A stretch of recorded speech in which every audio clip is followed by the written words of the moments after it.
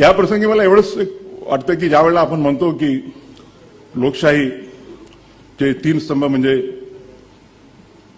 न्यायपालिका, विधिपालिका आणि कार्यपालिका हे समान आहेत, तर every organ of the constitution must reciprocate and give its due respect to the other organs.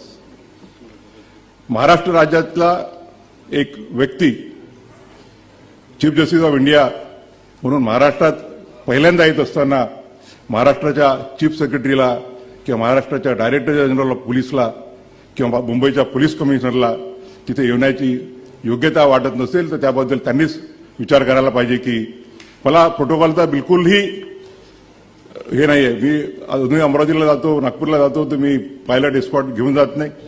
Supreme कोर्टात येईपर्यंत अमरावतीला न्यायालयात असताना मी मोटरसायकलवरून फिरायचो मित्रांच्या.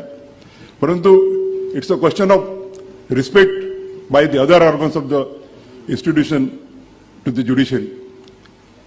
एका राज्यघटनेच्या एका संस्थेचा प्रमुख ज्यावेळेला पहिल्यांदा या राज्यामध्ये येत असेल आणि तोही त्या राज्याचा, तर जी वागणूक त्यांनी दिली ती योग्य आहे की नाही हा त्यांनीच त्यांचा विचार करावा.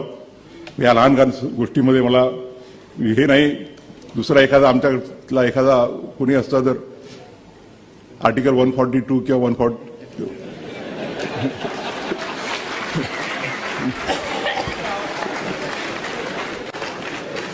लहान सहान गोष्टी आहेत, पण तुम्ही उल्लेख यासाठी केला की लोकांना कळलं पाहिजे